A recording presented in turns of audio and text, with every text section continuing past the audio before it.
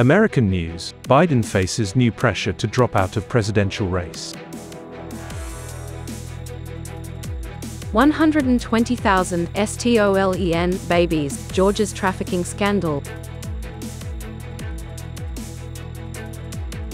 WHA Group, Thailand invests $50 million United States dollars in the second industrial park in Truyen. Hello, so good to see you again in today's news. I am Nghệ An and here we go, the first headline of the show. According to the Washington Post, the President Joe Biden and his campaign team are under pressure to quickly prove their ability to be re-elected or face the risk of being replaced after an unsuccessful debate with opponent Donald Trump. A number of donors and consultants are proactively calling on Democrats to stop wasting time and immediately begin finding a new candidate with over 4 months left until the general election takes place to combat the former President Donald Trump. Meanwhile, some American media channels even described Biden's performance in the first debate with his opponent Trump in this year's election as a disaster, bluntly calling on President Joe Biden to drop out of the race for the White House. Not only that, House Speaker Mike Johnson called on the U.S. Cabinet to consider activating the 25th Amendment to remove President Joe Biden. Despite the above significant pressures, President Biden repeatedly emphasized that he would not leave and planned to meet party leaders to find ways to strengthen his election campaign. A shocking scandal had just been discovered in Georgia involving more than 120,000 children who were sold between 1950 and 2006. The incident has caused outrage in public opinion in this country. The story began in 2022 when a Georgian student named Elin Daisadze accidentally found someone looking exactly like her in TikTok. A DNA test then revealed they were not only related, but identical twins.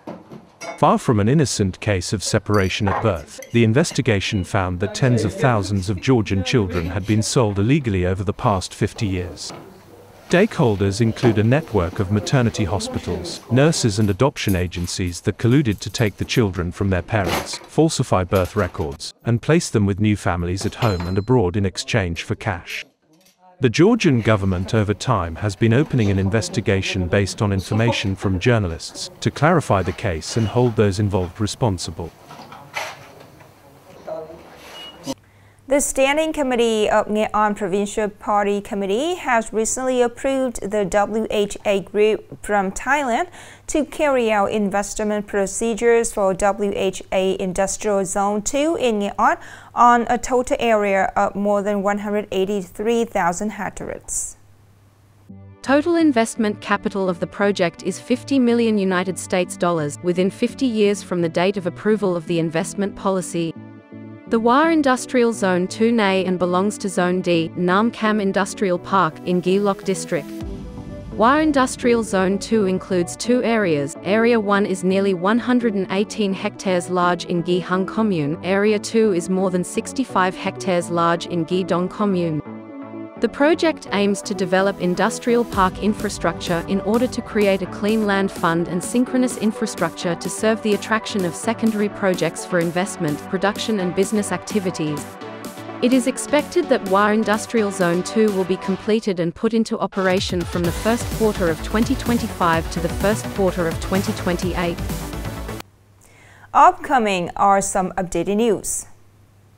According to the Ministry of Agriculture and Rural Development, in the first 6 months of the year, the fruit and vegetable industry held the leading position in exports of agricultural products, with a turnover of nearly 3.5 billion United States dollars, an increase of more than 28% over the same period last year.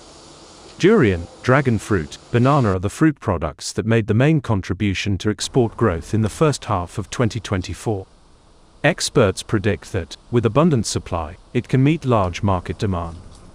The fruit and vegetable industry is expected to set a new record this year, with a milestone of 7 billion United States dollars in export value. A ring of smuggling people abroad to work illegally in the guise of monks has just been busted by Ha Tin Provincial Police. Specifically, these subjects took advantage of the fact that Buddhist establishments in Australia regularly organise training courses for many Buddhist monks around the world to bring citizens across the country, from provinces like Nghe An, Ha Tin, Bạc Liêu, Vinh, Ho Chi Minh City, to Australia to work illegally.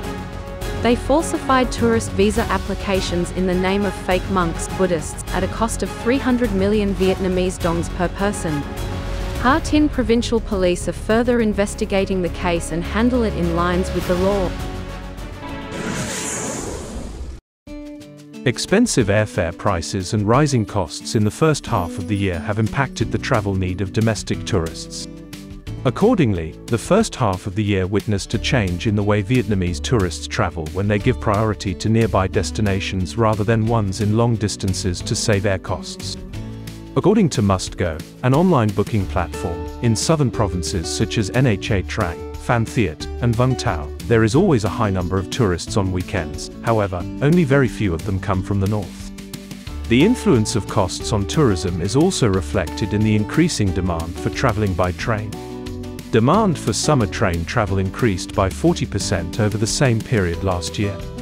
Regarding foreign tourism, the routes with high growth are Thailand, with low cost and short distance, and China with diverse destinations and short distance.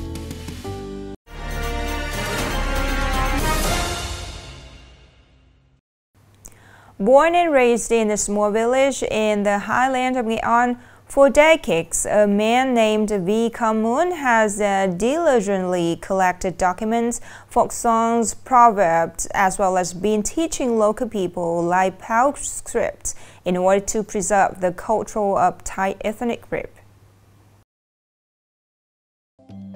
After graduating with a degree in pedagogy and 30-year working as a literacy teacher for children of the Thai, Kin, Mong, and Komu ethnic groups in his hometown of Tueng Duong, Mr. Vikram Mun realized that the ancient Thai script of Lai Pao is in danger of disappearing.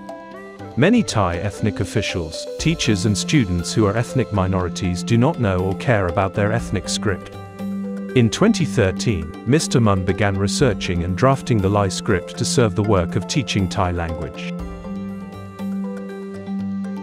The ancient Tu Duong only had the Lai Phao scripts. I think I have a responsibility to preserve the precious assets of our national culture. Currently, Mr. Mun has published 7 books with more than 3,000 pages, including 1,300 idioms, proverbs and 24 fairy tales. The works are presented in 3 parts, including Lai Pao text, Vietnamese transcription and translation. Mr. Mun has published 3 books and they were presented awards from the Vietnam Folk Arts Association. So far, I have collected more than 2,000 idioms and proverbs, given explanation to more than 1,000 words. I must keep publishing books.